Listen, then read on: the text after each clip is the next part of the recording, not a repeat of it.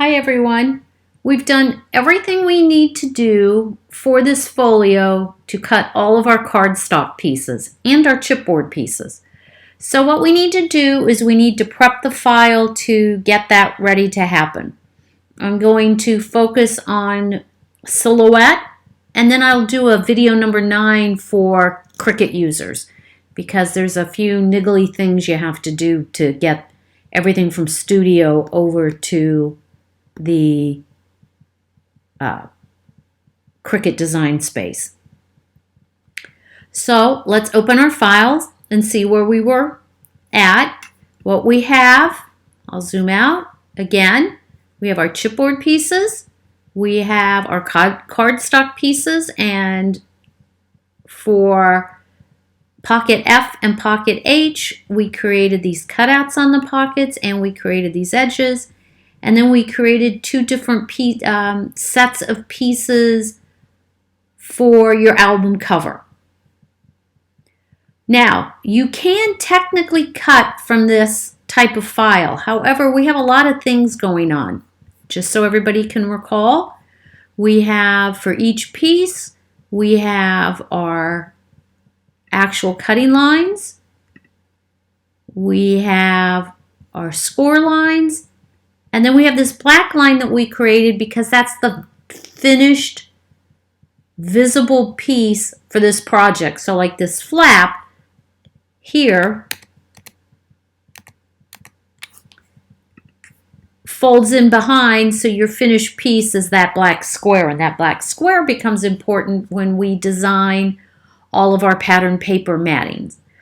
But for now, we just want to do our cardstock. And so far we've created two files. We created the one file that had just our base pieces in it so that we could go back anytime we wanted and make changes to the number of flaps, the changes to sizing if we wanted to. If we want to change how these pockets look, like we could put a window in them, for example. We'll do that at some point. I'll show you how to do that. So you can do all kinds of, so you have your base file, which you're always going to have, and I called that base cutting file. Then I created a second file, which is the one we're working in now, and I labeled it Mom Gift File because I was making this as a gift for my mom. And that has the specific pockets and sizing that I wanted for this project. I usually then make a couple more files. I create a Mom Gift cardstock cutting file and a Mom Gift matting file. So today what we're going to work on is the cardstock file, and it's exactly what it sounds like. It's to cut out our cardstock pieces. I usually, especially on something like this, I'll throw in my chipboard pieces as well. And I'm going to go ahead and just cut out these 2 pages type of cover, so I don't need that type of cover. All right. So these are cardstock pieces, and I'm going to go ahead and put a label on them. So I'm going to take this C and I'm going to copy it, and I'll just label it cover 1. Actually, let's just make this a little easier. We'll just, whoops. Let's label this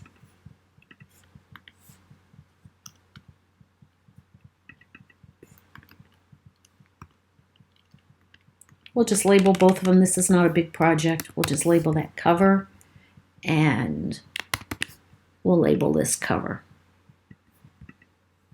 Okay, now I want to cut this. I want to get rid of anything that has the black lines because I'm not going to be cutting those. We're going to be using those black lined pieces for the next few videos after we, probably starting with video, the next set after I do the cardstock for Cricut. Boy, that was hard to say.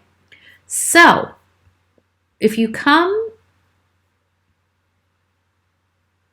up here, you'll notice that there's this color palette. If you click on it, It lets you select by color. So I want to select everything that has a black line.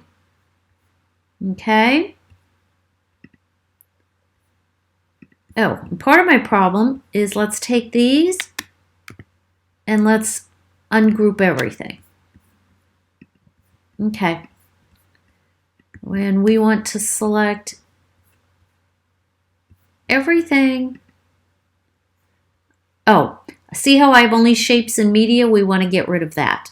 So first we want to make sure everything's ungrouped. And I want to now select everything with a black line.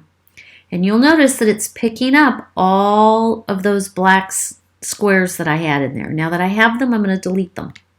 Okay.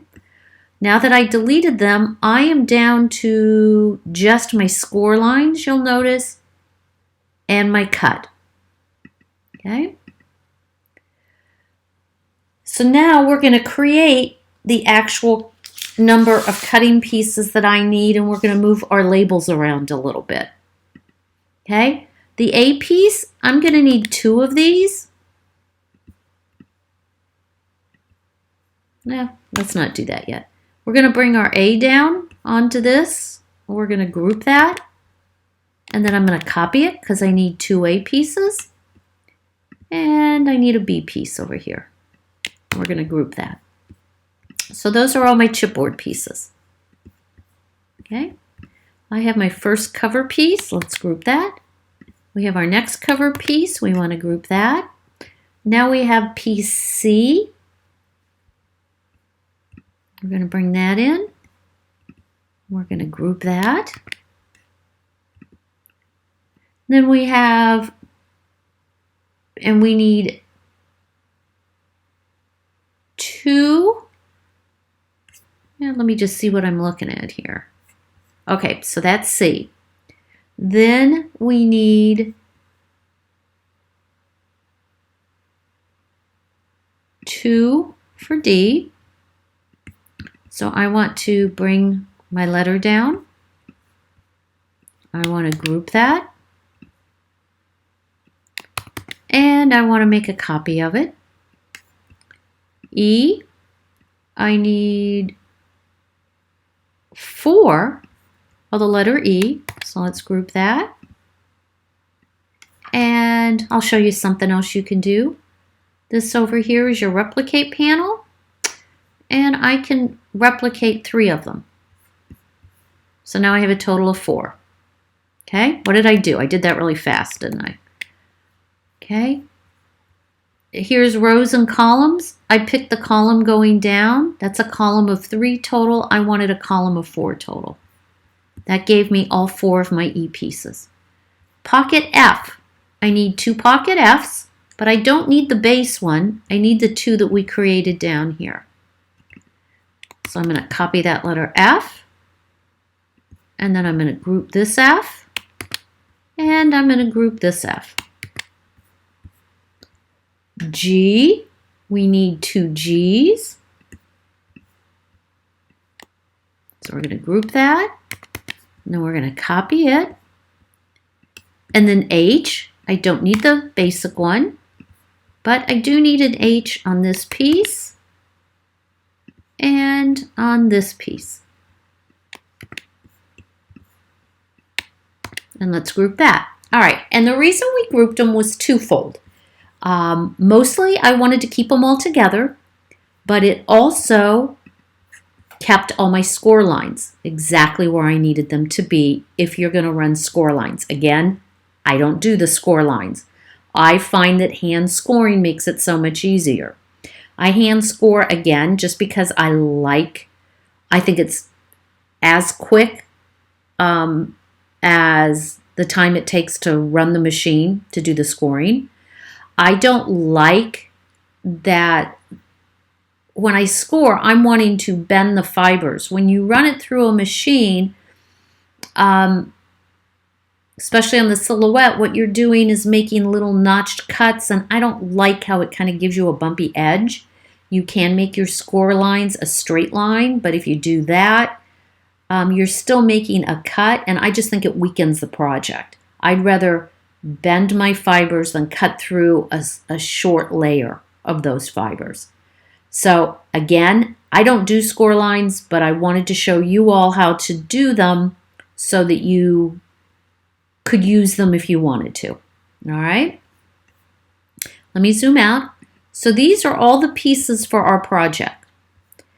I also like to, once I have this point, I like to set them up on a 12 by 12 cutting mat. What do I mean by that? I'm going to bring all my chipboard pieces over, and I don't think I can get them. I will tell you, in the business edition, they have a tool called nesting, which I use, where you select everything and it kind of automatically places the pieces to maximize your cardstock. But I'm going to teach all of this in basic, so that means we need to do it kind of manually. And these are 6 and an 1/8, so I'm not going to get them more than one on a piece of 12 by 12 chipboard. Okay? If your chipboard's smaller, like let's say 8.5 by 11, you can go to your page setup and you can change the size to letter. And you can make it either horizontal or vertical. I use 12 by 12 chipboard most of the time, but this is what I'll do if I have scraps to use up. Okay, so I'm going to leave it at 12 by 12, but I just wanted you to see that. Okay, so I'm going to make that one grouping. Now I'm going to group all of those together and move them to the side. That's one mat to cut. This one's by itself, so that's my second cutting mat. Then I honestly just kind of look at these pieces and I put it together like a puzzle. I usually start with one of my biggest pieces. Okay, here's my cover piece, and it's really tight because remember we made it 11 3/4, so there's not much room to play in here. But I can put that there, and I'm not sure I have any other piece that'll fit. I do not. So what I might do, just to make sure I get a really clean cut, since I either could use that piece of cardstock, I'm not sure this piece will even work, it won't. And I will probably just zoom in here a little, well, it doesn't matter now for this. That's going to be another cut group I have, which is my cover. Let's take my other cover piece. It's not quite as big. And let's see if F would fit in this corner. It's one of my smaller pieces. No. And I don't think H is going to fit either because I've added this edging to it. No. Okay, what if all right, so we're going to cut that out of a piece. Now I'm going to bring up piece C. And let's bring piece H in here. And to be honest, if I can't fit it well on a 12 by 12, I will cut some of these on an 8.5 by 11. So let's group that.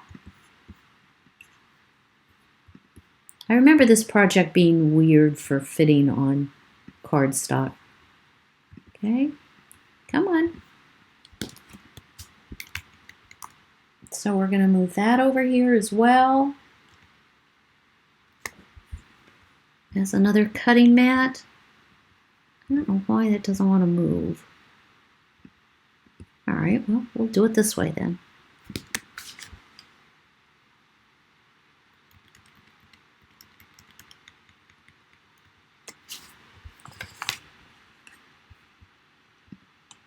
Okay.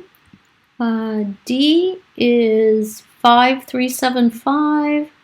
So if I rotate him,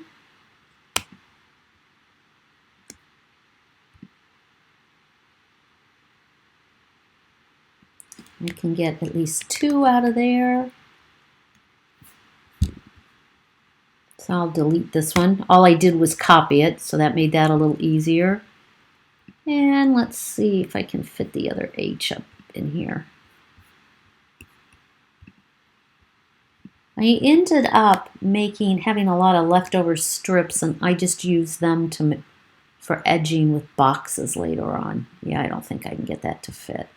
I also think on this project, I cut a lot of them out of 8.5 by 11 paper. Okay, so we're going to group that. That's another cutting mat's worth.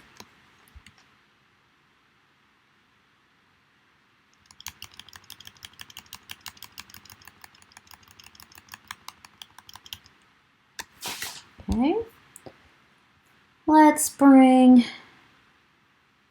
E. Now see, E is 6375, so I definitely cut this out of 8.5 by 11 paper, but we will just continue on. We can put an E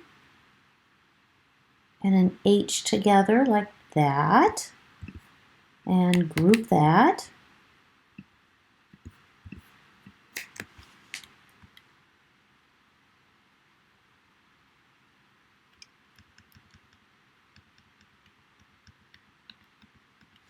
Okay, and okay, these are all the pieces we have left to play with, so let's just grab all of them and drag them up here, okay, so we can play with them. I can fit a G. Can I fit a G with an E? I don't think so. These E's are just fat enough. Can I throw an F in here? Yes, I think I can.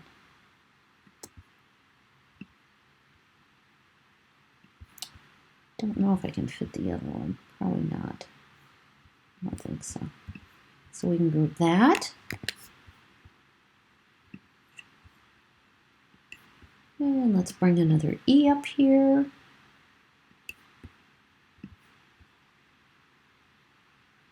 Oh, most excellent. You can get one E, and I can get a couple G's out of this probably.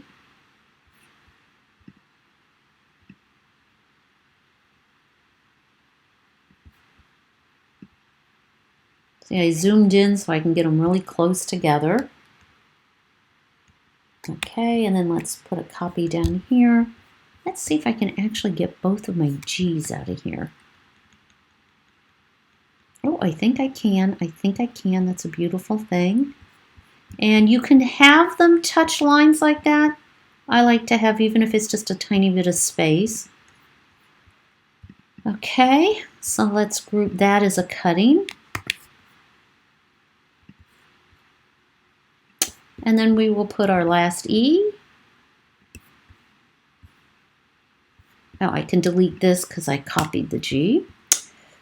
And my last E and my last F.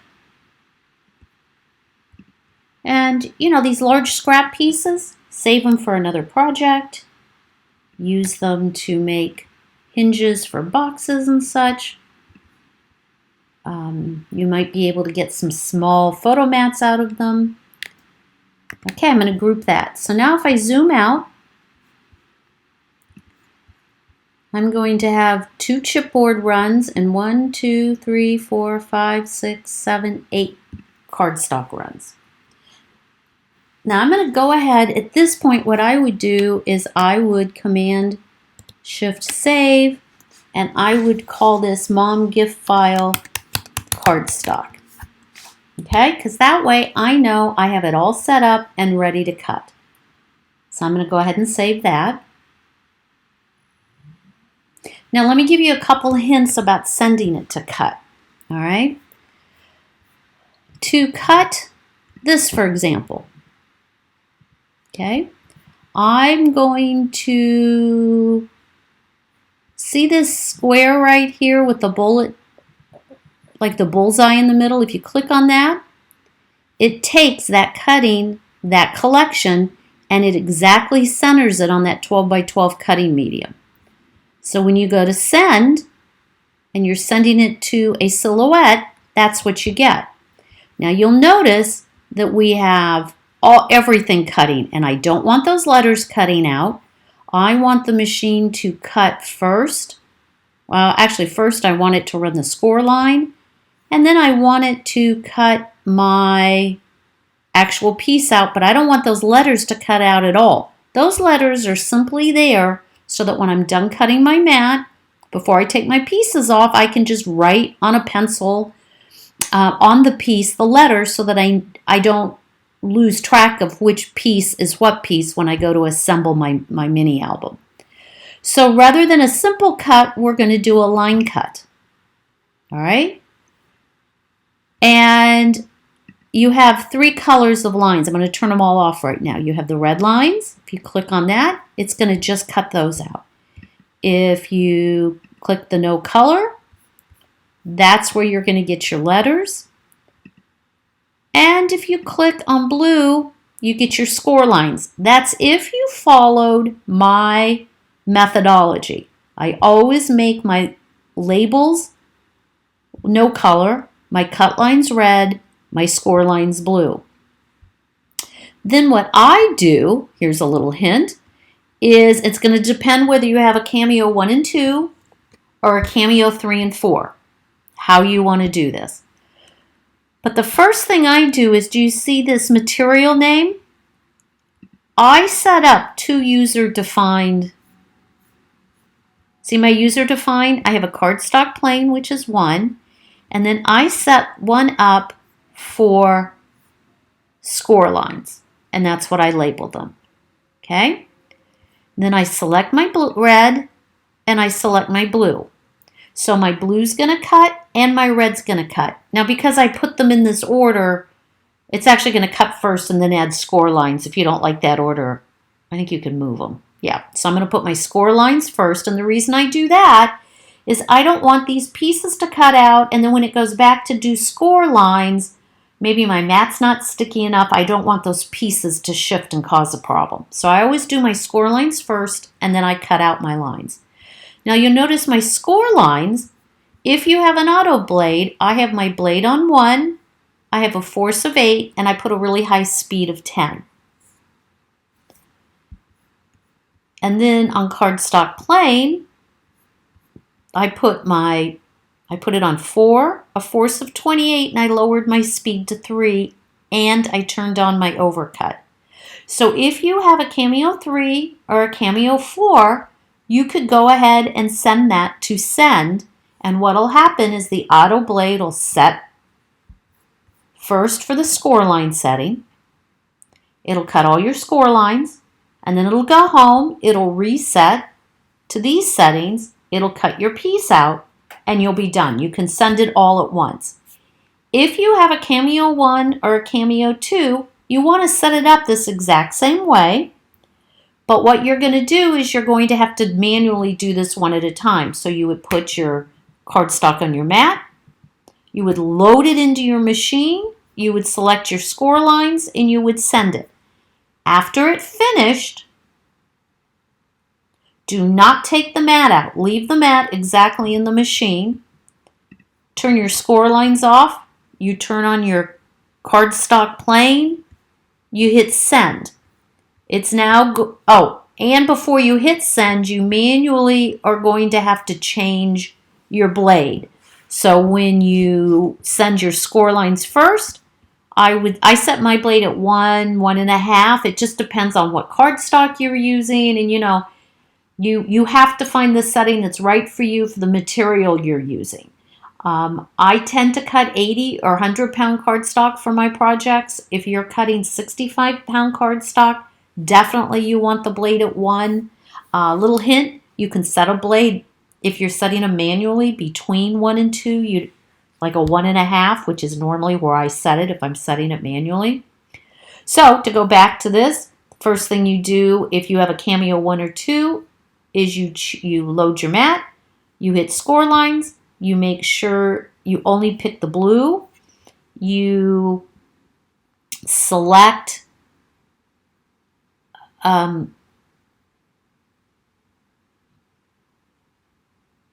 set your blade to 1, put it in the machine, and send it.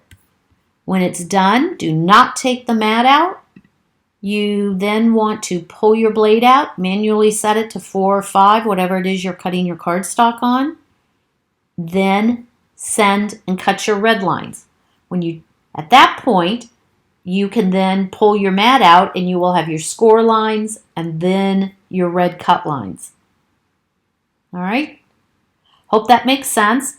One other thing I will mention is, again, I don't do the score lines. I do them by hand. But what you can do is you can come in here and you can set a tool, which I won't even have this as an option, but you can set a different tool and make your score lines if you have a Cameo 3 or 4 with a dual carriage, and you can use a scoring tool.